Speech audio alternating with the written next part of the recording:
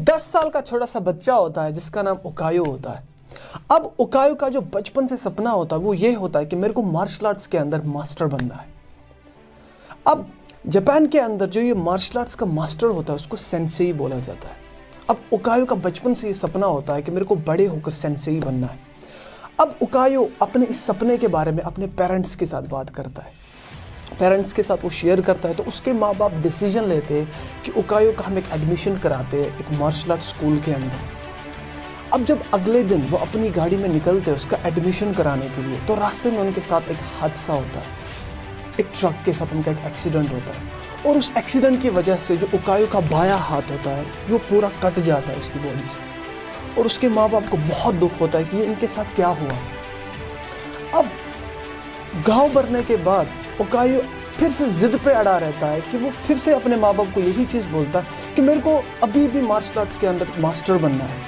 अब उसके माँ बाप उससे ये पूछते तू कैसे लड़ेगा उनके साथ, तेरा तो अब एक हाथ ही नहीं है, इससे पहले तुम्हारे पास हाथ था तो तू शायद लड़ पाता, लेकिन आज तो तुम्हारे पास हाथ ही नहीं है, तू कैसे लड़ सकता उनके साथ। लेकिन उसके जिद के कारण उकायो मानता नहीं है। उकायो के जिद के कारण उसका एक एडमिशन करा देते हैं वो एक मार्शल आर्ट स्कूल के अंदर। अब जिस स्कूल में उकायो का एडमिशन होता है, जो उसका वहाँ पे जो उसका मास्टर होता है, बेहतरीन मास्टर होता है, वो उकायो के सामने आता है। और जब वो उकायो को देखता है कि उकायो के पास एक हाथ ही नहीं है, तो वो उकायो से ये चीज़ बोलता है कि उकायो तुम कैसे लड़ सकते हो यहाँ पे, तेरे पास तो एक हाथ ही नहीं है। उकायो मास्टर को ये पूछता है कि अगर आप सिखाओगे मैं इन सबको हरा दूंगा। तो ये कॉन्फिडेंस देख के मास्टर उकायो को बोलता चलो अच्छी बात है। तो उकायो का एडमिशन होता है। अगले दिन मास्टर उसको बोलता है अगले दिन से आप आओ, हम आपकी ट्रेनिंग स्टार्ट करते हैं। सो जब अगले दिन उकायो आता है तो मास्टर उसको एक किक सिखाते हैं, कहते हैं कि आप इस किक की प्रैक्टिस करो। और उकायो उसकी प्रैक्टिस करना स्टार्ट कर देता है। और जब उकायो कंटिन्यूसली उस किक की प्रैक्टिस करता है एक हफ्ते तक, और एक हफ्ते के बाद उकायो ये चीज़ नोटिस करता है कि मास्टर बाकी बच्चों को कुछ और चीज़ें सिखा रहे हैं, काफ़ी सारी टेक्निक सिखा रहे हैं, लेकिन मेरे को वो एक किक सिखा रहा है। अब उकायो अपने मास्टर को ये चीज़ बोलता है कि सर हमें भी कुछ आपने मतलब पिछले हफ्ते से आप मुझे सिर्फ एक किक सिखा रहे हो और बाकी बच्चों को काफ़ी सारी टेक्निक सिखा रहे हो, आप मुझे नई चीज़ क्यों नहीं सिखाते। तो मास्टर उकायो से ये चीज़ बोलता है तेरे को मेरे पे विश्वास है, अगर विश्वास है तो तू इस चीज़ की प्रैक्टिस कर। तो उकायो अपने मास्टर की बात मान लेता है और वो उस चीज़ की प्रैक्टिस करना स्टार्ट करता है। 6 महीने बाद उकायो फिर से अपने मास्टर को ये बोलता है कि सर अब हमें कुछ नया सिखाइए, लेकिन उसका मास्टर उसको वही चीज़ बोलता है उकायो अगर तेरे को मुझ पर भरोसा है तो इस किक की प्रैक्टिस कर, अदरवाइज तो स्कूल से बाहर जा। उकायो फिर से प्रैक्टिस करना स्टार्ट करता है। करीबन 8 साल तक उकायो इस किक की प्रैक्टिस करता है। और फाइनली वो दिन आता है जो इस स्कूल की परंपरा होती है कि ट्रेनिंग कंप्लीट होने के बाद एक रियल लाइफ बैटल लगती है इन स्टूडेंट्स के दरमियान, और जो जीतता है उसी को सेंसेई की उपाधि मिलती है। और जब उकायो को ये पता चलता है कि अब कंपटीशन होने वाला है, उकायो अपनी जगह पे ये सोचता है कि मेरे को तो सिर्फ एक किक आती है, मैं इन बाकी बच्चों के साथ कैसे कंपीट कर सकता हूँ। उसके बाद जब बैटल शुरू होता है तो उकायो का जब पहला राउंड शुरू होता है तो एक बंदा उकायो के सामने आता है।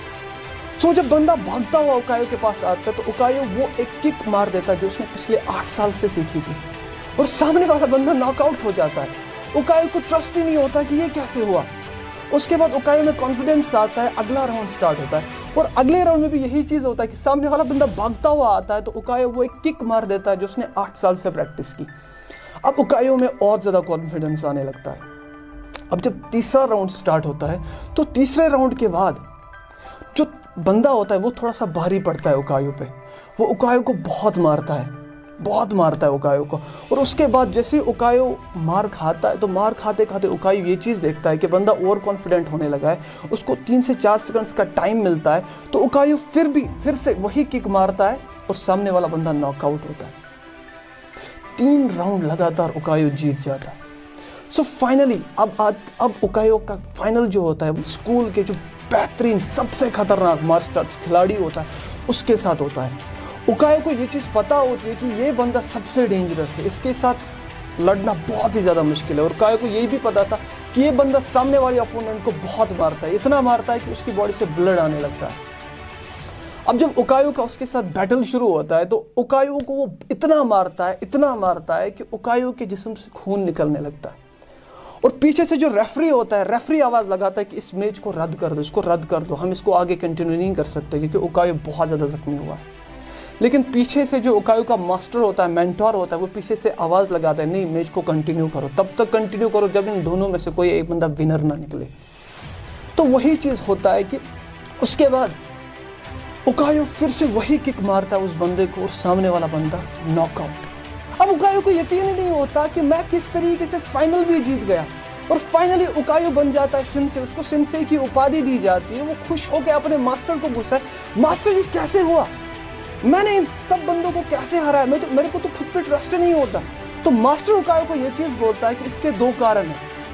पहला कारण ये है, जो मैंने तुम्हें किक सिखाई वो मार्शल आर्ट्स के अंदर सबसे डिफिकल्ट किक मानी जाती है, और दूसरा कारण ये है कि तुमने इस किक की 8 साल से प्रैक्टिस की। इस किक का सिर्फ एक ही तोड़ है, अगर सामने वाला अपोनेंट तुमसे जीतना चाहता हो, तुम्हारी इस किक का ब्लॉक करना चाहता हो, तो पता है उसको क्या करना पड़ेगा, उसको तुम्हारा वो बायां हाथ पकड़ना पड़ेगा, फिर तुम्हें जमीन पे पटकना पड़ेगा, तब जाके वो तुमसे जीत सकता है।